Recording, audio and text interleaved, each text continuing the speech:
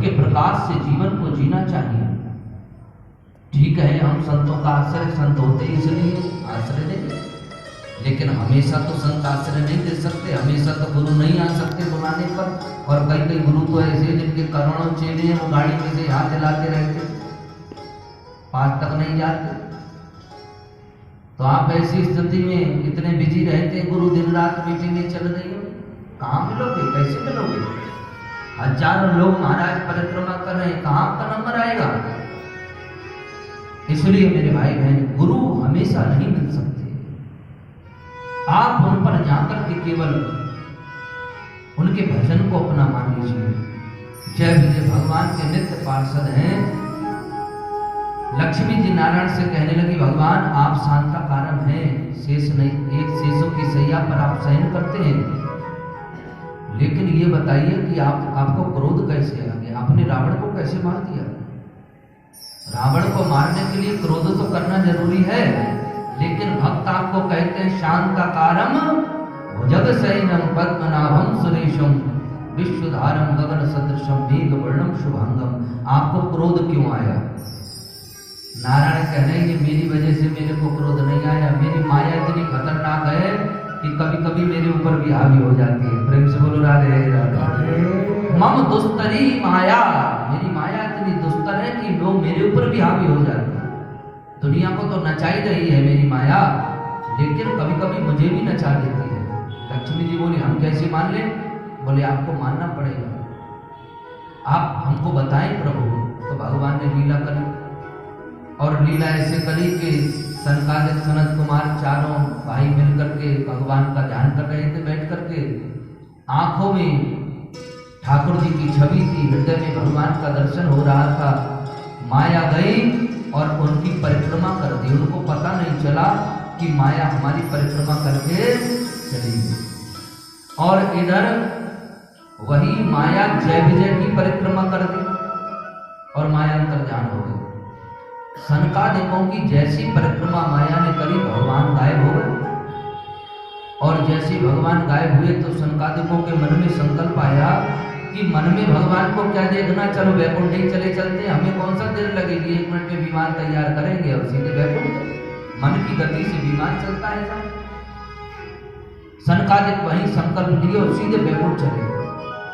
जय विजय की जब परिक्रमा हो गई तो जो जय विजय संतों को देख करके 6 फुट दूर भाग जाते हैं, भगवान की चौखट छोड़ देते हैं कि भगवान संतों के लिए हैं, हम कैसे इनको रोक सकते हैं।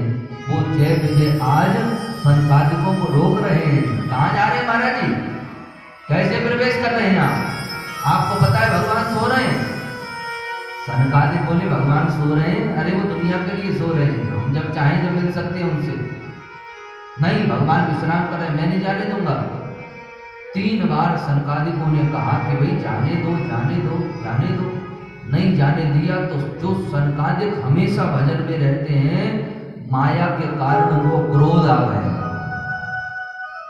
अब जो दिन रात माला जप रहे हैं वो शांत होने चाहिए, लेकिन उनको क्रोध आ गया और उस क्रोध से उन्होंने जय विजय को श्राप दे डाला, 3 जन्म के लिए राक्षस हो जाओ।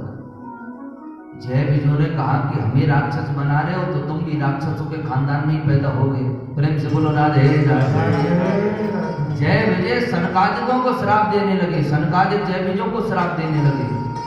और भगवान को पता चला कि बाहर कैसे लड़ाई हो रही है, शोर क्यों हो रहा है। भगवान गए, लक्ष्मी जी बोली कहाँ जाने? बोले देख के तो आए, क्या हुआ? और भगवान गए तो भगवान को क्रोध आ गया जय विजय पर। जो भगवान शांत का कारण है वो जय विजय पर क्रोध करने लगे कि तुमने संतों को रोका कैसे, तुम्हें तो और कठोर श्राप देना चाहिए। बोलो गोविंद भगवान। इतनी सब बात हो गई।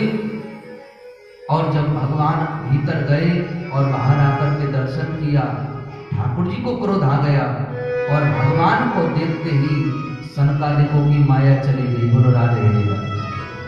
जय विजय की माया चली गई। अब जब होश में आए तो कहने लगे हमने क्या कर दिया, इनके लिए हमने रोका और हमने 3 बार श्राप दे दिया। माया के कारण भगवान के स्वरूप को नहीं जान पाए। और फिर कहने लगे प्रभु हमारा अपराध, हमारा श्राप व्यर्थ चला जाए। भगवान बोले व्यर्थ नहीं जाएगा, इन्हें तो राक्षस बनना ही पड़ेगा। जय विजय बोले कि प्रभु हमसे अपराध हो गया, आपके पास आपके भक्त नहीं जाएंगे तो कौन जाएगा, और हमने आपको उनको रोक दिया तो हमें श्राप मिला है, इसलिए हमें अपराध की सजा मिलनी ही चाहिए। सनकादिक बोले प्रभु, एक लक्ष्मी जी बोली ये ना सनकादिक का दोष है ना जय विजय का दोष है, इन सब के पीछे दोष है मेरा। बोलो गोविंद भगवान। ना मैं आपसे कहती कि आप माया दिखाइए, आप शांता कारण कैसे, ना इनकी विचारों की बुद्धि घूमती, ना जय विजय ऐसा करते, इसलिए प्रभु तीनों जन्मों में जय विजय के उद्धार का कारण मैं खुद बनूंगी। बोलो गोविंद भगवान की। और वही जय विजय जब रावण बने तो वही लक्ष्मी को बनना पड़ा सीता। रावण की बुद्धि को घुमाया ताकि राम आ सके। और वही जब हिरण्याक्ष और हिरण्यकश्यप बने तो सनकादिक बोले एक जन्म में हम इनका उद्धार कराएंगे, तो वही सनकादिक बन गए प्रहलाद के चार भाई, प्रहलाद, हिराद, सिराद और अनुराग। बोलो गोविंद भगवान। एक जन्म में लक्ष्मी बोली कि हम इनका उद्धार करेंगे, एक जन्म में सनकादिक बन गए, और तीसरे जन्म में शिशुपाल दंतवक्र बने हैं, तो भी नारायण ने कहा एक जन्म में हम इनका उद्धार करेंगे।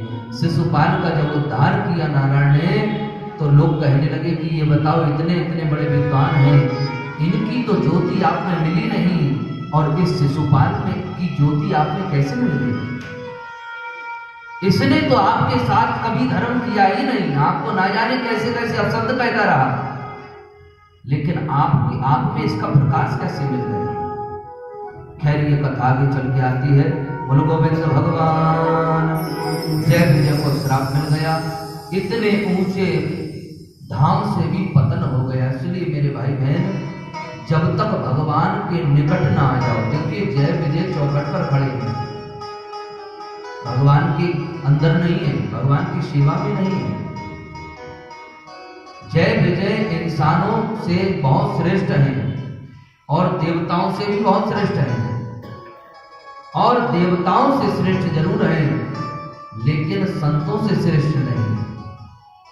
तो इनके ऊपर है संत, और संत के ऊपर है गोपी। बोलो गोविंद भगवान की। गोपी और संत ये सबसे ऊंची अवस्था है भगवान के मार्ग में। तो जहां जय विजय नहीं जा सकते, जहां देवता नहीं जा सकते, देवताओं पर जब संकट आता है तो भागते फिरते हैं, कभी क्षीर सिंधु जाते हैं, कभी वैकुंठ जाते हैं, तो उन्हें पता ही नहीं भगवान है कहाँ, घूमते रहते हैं पूरी दुनिया। लेकिन संतों को पता है कि भगवान कहाँ है। बोलो राधे राधे, जोर से बोलो राधे राधे राधे। इसलिए देवता के दीवाने फिरते हैं पूरी दुनिया में, घूमते फिरते हैं। गौलोक चले वैकुंठ चले कि क्षीर सिंधु में जाए हम, क्षीर सिंधु में जाए हम, क्षीर सिंधु में जाए हम।